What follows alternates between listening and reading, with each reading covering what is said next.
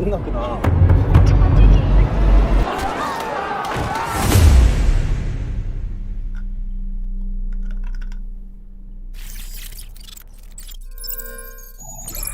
सत्रह सितंबर 2021 ये वो तारीख थी जब नेटफ्लिक्स पर एक कोरियन शो रिलीज हुआ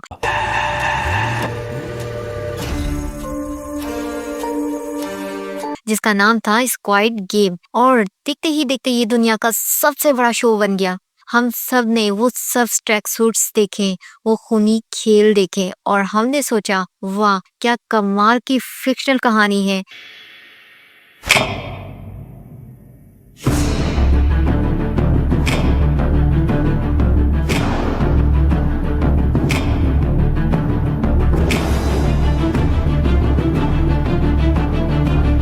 Squid Game is not like anything else on television. Think Hunger Games meets Parasite, a gory dystopian thriller on track to be the most watched streaming sensation ever.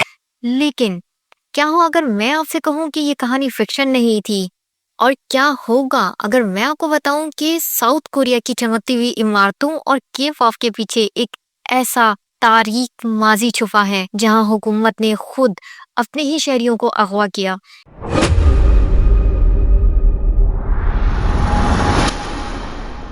इन्हें numbers दिए और बिल्कुल squid game की तरह इन्हें मौत के घाट उतार दिया, वो भी सिर्फ इसलिए कि अमीरों की दुनिया खूबसूरत लग सके। अस्सलाम वालेकुम, मेरा नाम है उस्मा और आज हम एक बहुत ही खौफनाक गेम शो को डिसेक्ट करने वाले हैं। आज की वीडियो में हम स्क्वाइड गेम की कहानी ही नहीं बल्कि उस हकीकी स्क्वाइड गेम की बात करेंगे जिसे ब्रदर्स होम कहा जाता है। हम जानेंगे इस डायरेक्टर की कहानी जो कभी लैपटॉप बेचने पर मजबूर हो गया था और हम पर्दा उठाएंगे साउथ कोरिया के उस डेथ ट्रैप से जिसने आज वहां के लोगों की जिंदगी को वाकई एक गेम बना दिया है। तो आइए जानते हैं स्क्रीन के पीछे का खौफनाक सच, लेकिन इसके लिए हमें पहले थोड़ा सा पीछे जाना पड़ेगा।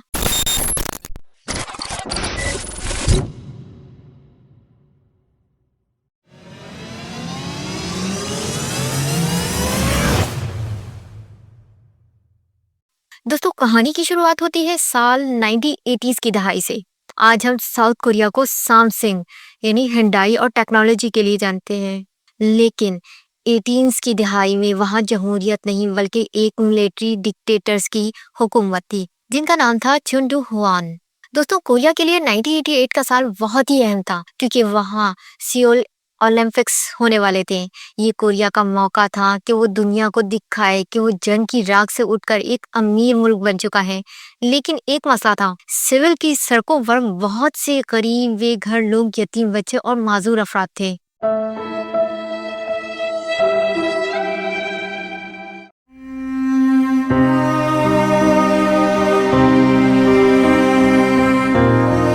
और फिर सदर ने दुनिया की नजरों में अपनी साख बचाने के लिए एक खुफिया हुक्म जारी किया जिसे इंटीरियर मिनिस्टर डायरेक्टिव 410 कहा जाता है। उनका मकसद था कि सोशल प्यूरिफिकेशंस यानी कि माशरती सफाई हो। सुनने में ये अच्छा लगता है लेकिन इसका असली मतलब था गरीबों को सड़कों से गायब कर दो। पुलिस को खुली छूट दे दी गई। इनका टारगेट सिर्फ भिखारी नहीं थे बल्कि कोई भी ऐसा शख्स जो गरीब दिखता था, चाहे वो स्कूल से घर जाता हुआ बच्चा हो या सब्जी बेचने वाला मजदूर। इन्हें सड़कों से हटाया जाता और एक ऐसी जगह भेज दिया जाता जिसे सरकारी तौर पर वेलफेयर सेंटर कहा जाता था, लेकिन हकीकत में वो एक कंसंट्रेशन कैंप था। और इनमें सबसे बदनाम जमाना जगह थी हायोंजेज वोकिजियोन ब्रदर्स होम। जरा इस तस्वीर को देखें, नीले रंग के ट्रैक सूट्स, सर मुंडे हुए, नाम की जगह सीने पर लिखे हुए नंबर्स। क्या ये आपको कुछ याद नहीं दिलाता? जी हाँ, ये स्क्वाइड गेम का सेट नहीं बल्कि 1980s का ब्रदर्स होम है।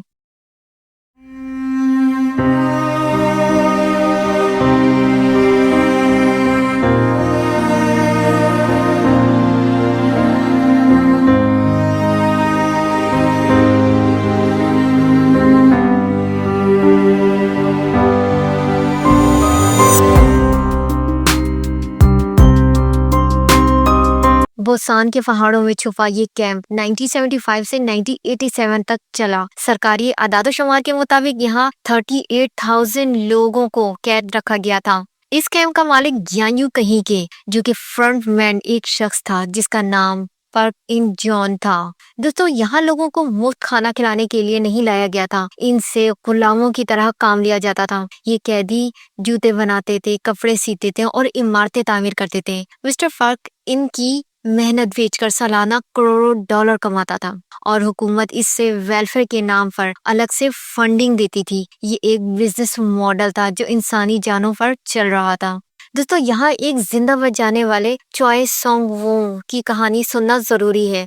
जब वो सिर्फ 14 साल के थे, पुलिस ने इन्हें स्कूल से घर जाते हुए अगवा किया। इनका जुर्म, वो सिर्फ गरीब लग रहे थे। इन्हें इस कैंप में डाला गया जहाँ दिन भर मारपीट हुई और रात को जिनसी ज्यादती। Park Soon-hee was 16 the first time she was raped by a commander. 그 안에서 모진 구타와 성폭행을 매일 밤마다 성폭행을 당하면서 생활했을 것 같습니다. 모진 가수는 어떻게 살지?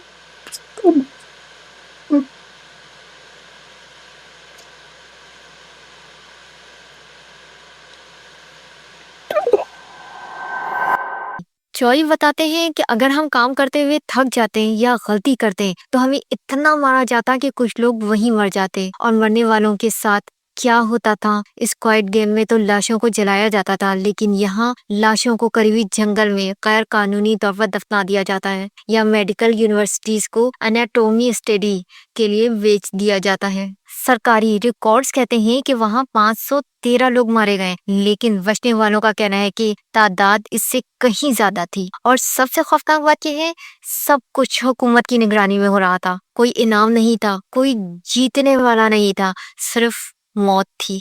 अब सवाल ये पैदा होता है कि ये कहानी स्क्वाड गेम की शक्ल में हमारे सामने कैसे आई? क्या डायरेक्टर ने सिर्फ तारीख दोहराई? नहीं, इसके पीछे एक और वजह थी। स्क्वाड गेम के खालिक हवांग डोंग हैवेक ने ये स्क्रिप्ट 2008 में लिखी थी। ये वो दौर था जब पूरी दुनिया और खास तौर पर जनूबी कोरिया ग्लोबल फाइनेंशियल क्राइसिस का शिकार था। हवांग खुद इस बहरान का जिंदा सबूत थे। वो अपनी बूढ़ी माँ और दादी के साथ एक छोटे से कमरे में रहते थे। हालात इतने बुरे थे कि एक वक्त ऐसा आया जब हवांग को स्क्रिप्ट लिखना रोकना पड़ा, क्योंकि इनके पास पैसे खत्म हो गए थे और इन्हें अपना लैपटॉप सिर्फ $675 में बेचना पड़ा। और वो 10 साल तक इस स्क्रिप्ट को लेकर कोरिया के बड़े बड़े स्टूडियोज के पास गए, लेकिन सबका जवाब एक ही था, ये कहानी बहुत गैर हकीकी है, ये कहानी अनरियलिस्टिक है।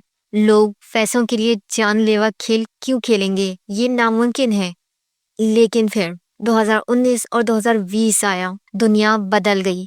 अमीर और गरीब के दरमियान फर्क यानी कि वेल्थ गैप इतना बढ़ गया कि जो कहानी 10 साल पहले नामुमकिन लगी थी, वो अब हर गरीब आदमी की हकीकत बन गई। नेटफ्लिक्स ने हाँ कर दी और यूं स्क्वाड गेम वजूद में आया। दोस्तों, स्क्वाड गेम सिर्फ माजी के ब्रदर्स होम की याद नहीं, बल्कि ये आज के कोरिया का आईना भी है। कोरिया में नौजवान अपने मुल्क को हेल जोसिन यानी कि जहन्नुम कहते हैं। आखिर क्यों?